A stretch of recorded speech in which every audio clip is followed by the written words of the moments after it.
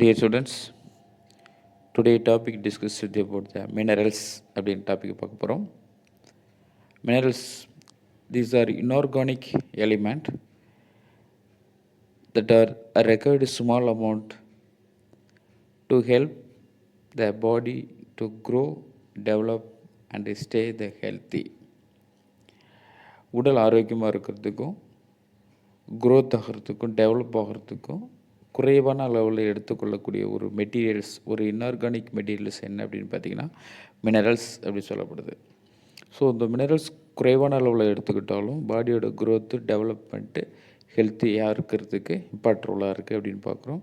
These elements, inorganic elements that R required the small amount, குறைவான அளவில் எடுத்துக்கிறோம். To help, எதுக்காக உதவுது அப்படின்னு பாருங்கள். To help the body growth, development and stay the health, நிலையான ஒரு உடல் ஆரோக்கியத்தை கொடுக்கறதுக்கும் இந்த மினரல்ஸ் தேவைப்படுது அப்படின்னு பார்க்குறோம். They also help in the building strong bone and teeth, transmitting nerve impulses, producing of hormones and maintaining a normal heart beat. என்னென்ன ஒர்க்கெல்லாம் இந்த மினரல்ஸ் பண்ணுது அப்படின்னு பார்த்தீங்கன்னாக்கா, போன், டீத், அதாவது நம்ம உடம்பில் இருக்கக்கூடிய போன், பற்கள் சொல்லக்கூடிய அந்த டீத், டிரான்ஸ்மிட்டட் நர்வ் இம்பல்ஸ், அதாவது நர்வ் சிஸ்டம், அதில் இருக்கக்கூடிய இம்பல்சஸ் அப்படின்னாக்கா செய்திகளை கடத்திக்கிட்டு போகிறது, உணர்வுகளை எடுத்துக்கிட்டு போகிறது. ஸோ அந்த நியூஸை ஒரு இடத்துலேருந்து இன்னொரு இடத்துக்கு டிரான்ஸ்மிட் பண்ணுறது தான் என்ன சொல்ல இம்பல்சஸ் அப்படி சொல்கிறோம். நர்வ் சிஸ்டத்தில் நடக்கக்கூடிய அந்த ப்ராசஸ் தான் இம்பல்சஸ், உணர்வுகளை கடத்தக்கூடிய ப்ராசஸ் தான் இம்பல்சஸ்ன்னு சொல்லப்படுது.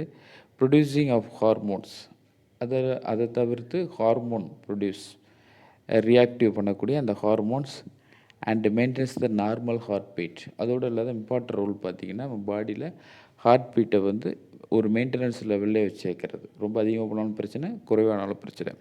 ஸோ அந்த ஹார்ட் பீட் லெவலில் மெயின்டெனன்ஸாக வச்சுக்கக்கூடியது எல்லாமே இந்த மினரல்ஸ் அப்படின்னு சொல்லப்படுது. எப்படின்னு பாருங்கள். தே also help in building up the strong.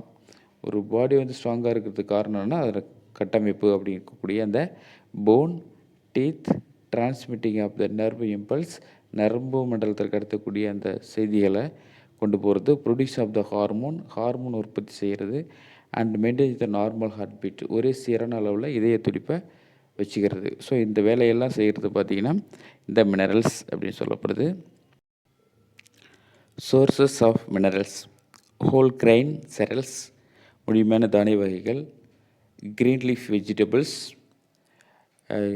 Green leafy அதாவது கீரைகள்னு சொல்லுவோம், vegetables, nuts, milk products like a cheese, வெண்ணெய்கள் அப்படின்னு சொல்லுவோம்ல, சீஸ் அண்ட் யோகர்ட்னு பதப்படுத்தப்பட்ட தயிர் வகைகள் அப்படி சொல்கிறது தான் யோகர்ட் அப்படின்னு தயிர் தான்.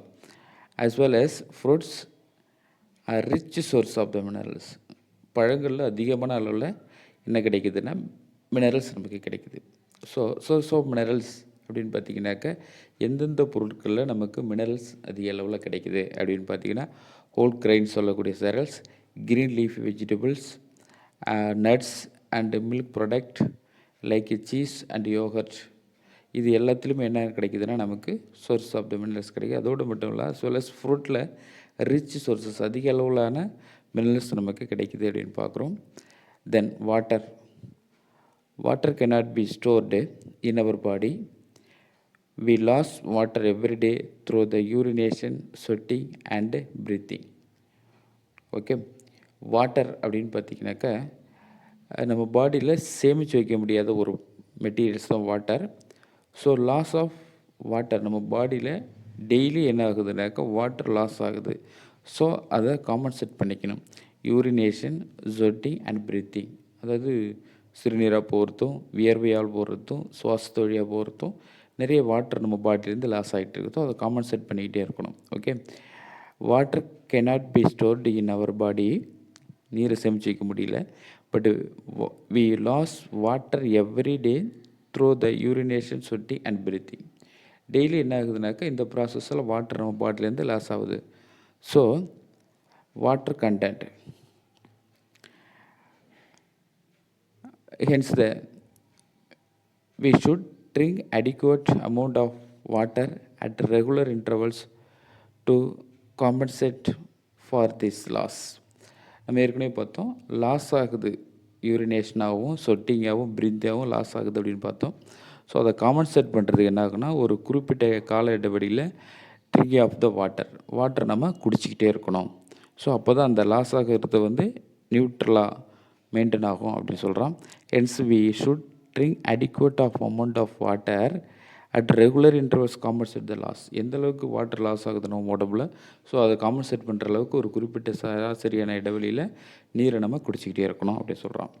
Fruits such as watermelons, grapes and oranges rich in water content. Water content இருக்கக்கூடிய மெட்டீரியல்ஸ் என்ன அப்படின்னு சொல்கிறோம்.